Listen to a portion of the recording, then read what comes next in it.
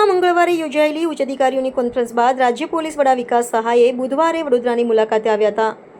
આ અવસરે ડીજીપી વિકાસ સહાયના હસ્તે બાઇક ચાલકોને હેલ્મેટનું વિતરણ કરવામાં આવ્યું હતું તથા નિયમિત રીતે હેલ્મેટ પહેરવાની શપથ લેવડાવવામાં આવી હતી।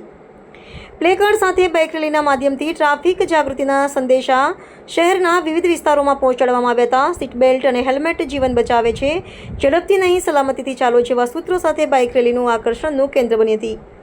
ડીજીપી વિકાસ સહાયે જણાવ્યું હતું કે રાજ્ય તથા દેશભરમાં થતા રોડ અકસ્માતો અને તેમાં જીવ ગુમાવનારાઓની સંખ્યા ચિંતાજનક છે। સરકાર અને પોલીસ બંને સતત પ્રયત્નશીલ છે કે કેવી રીતે આ અકસ્માતની સંખ્યા ઓછી કરી શકાય। માર્ગ સુરક્ષા માટે ટ્રાફિક નિયમોનું પાલન કરવું દરેક નાગરિકની જવાબદારી છે। હેલ્મેટ, સીટ બેલ્ટ, ગતિ મર્યાદા અને નિયમિત વાહન ચલાવવાની શિસ્તથી જ અકસ્માતમાં ઘટાડો શક્ય છે। માર્ગ સલામતી હેલ્મેટ રેલીનું આયોજન કરવામાં આવ્યું અને આ હેલ્મેટ રેલીમાં આશરે 1,500 જેવા બરોડા શહેરના પોલીસ કર્મીઓ, એસઆરપીના જવાનો, હોમગાર્ડના જવાનો અને એ લોકોની સાથે સાથે અમુક પ્રાઇવેટ સંસ્થાના લોકો પણ જોડાયા। આ રેલીના માધ્યમથી રોડ સલામતી અને ટ્રાફિક સલામતીનો એક ખાસ સંદેશ બરોડાવાસીઓને આપવા માંગીએ છીએ। આપણે જાણીએ છીએ કે આપણા રાજ્યમાં, આપણા દેશમાં રોડ અકસ્માતોની સંખ્યા અને રોડ અકસ્માતોમાં ખાસ કરીને જે લોકો જીવ ગુમાવે છે એ લોકોની સંખ્યા ખૂબ ચિંતાજનક છે અને એ સંખ્યા કેમ ઓછી કરી શકાય અને ગુજરાત રાજ્યના રોડ ઉપર ટ્રાફિક સલામતીને ધ્યાનમાં રાખીને અલગ અલગ સ્ટેકહોલ્ડર્સના માધ્યમથી શું કાર્યવાહી કરી શકાય એ ખાસ ચિંતા રાજ્ય સરકારની અને ખાસ કરીને ગુજરાત પોલીસની રહી છે અને એ જ શૃંખલામાં આજે આ જાગૃતિ કાર્યક્રમનું આયોજન કરવામાં આવ્યું। આજની આ જે રેલી હતી એ રેલી આપણે હેલ્મેટ રેલી કહીએ છીએ, પરંતુ હું એમ માનું છું કે રોડ સલામતી એ લોકોમાં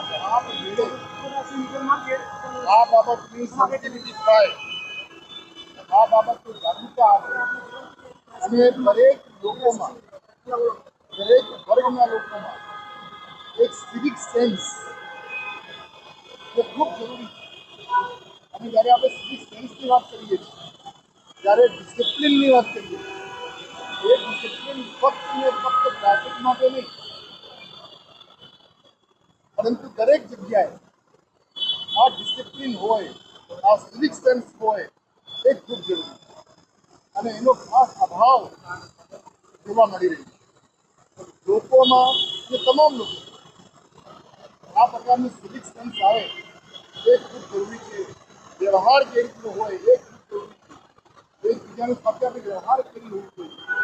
ઓપોર્ચ્યુનિટી જે છે, જે પ્રકરણ છે એ પ્રકરણ ધંધાને આપણી જવાબદારી એવી છે કે કેમ એ જોવાની જવાબદારી આપણી સૌની છે। એ સિવિક સેન્સ કહેવાય। જ્યાં સુધી આ સિવિક સેન્સ નહીં આવે ત્યાં સુધી આ ટ્રાફિક જાગૃતિની બાબત હોય, ટ્રાફિક ડિસિપ્લિનની બાબત હોય એમાં અભાવ જોવા મળે। એટલે આ પ્રેસના માધ્યમથી હું આપ સૌને, તમામ બરોડાને, તમામ લોકોને કહેવા માગું છું કે તમારા દરેક ક્ષેત્રમાં તમારી જે કંઈ કામગીરી હોય એમાં સિવિક સેન્સ, સેલ્ફ ડિસિપ્લિન અને અવેરનેસ એ લાવવા માટેનો પ્રયત્ન કરવામાં આવે અને એ જ પ્રયત્નના ભાગરૂપે તમને પ્રોત્સાહિત કરવા માટે આજે પોલીસ કમિશનર શ્રી વડોદરા સીમા કોમર દ્વારા ખૂબ સારી એક આયોજન કરવામાં આવી હતી હેલ્મેટ રેલીની અને એમને એલાન પણ કરી છે, જાહેરાત પણ કરી છે કે 15 સપ્ટેમ્બરથી વડોદરા શહેરમાં 100% હેલ્મેટ નિયમનું આપણે પાલન કરાવીશું અને એ આપણે જે પાલન કરવા માંગીએ છીએ એમાં કોઈ ફાઇનના ભાગરૂપે ફાઇન લેવા માટે એવું નથી, પણ અમને ખરેખર તમારા જાનની ચિંતા છે, તમારા પરિવારના લોકોની ચિંતા છે। રોડ અકસ્માતોની સંખ્યા ઓછા થાય, રોડ વધતા લોકો જે જીવ ગુમાવે છે એ લોકો ઓછા થાય.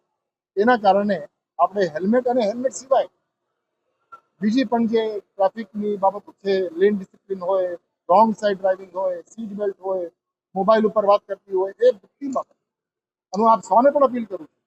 આજે જે લોકો અહીંયા આવ્યા છે દ્વિચક્રી વાહનોમાં, તમારા પૈકી કેટલા લોકો હેલ્મેટ પહેરીને આવ્યા છે મને ખબર નથી, પણ આવતીકાલથી તમે પોતાનું સેલ્ફ ડિસિપ્લિન બતાવો. લોકોને ખબર પડે કે પ્રેસ જે છે, બરોડા શહેરની પ્રેસ છે, એ પણ ડિસિપ્લિન છે, એ પણ નિયમમાં માને છે. એ પ્રકારનું મેસેજ તમે લોકો પણ આપો, એ ખૂબ જરૂરી બનશે. Thank you very much. આભાર.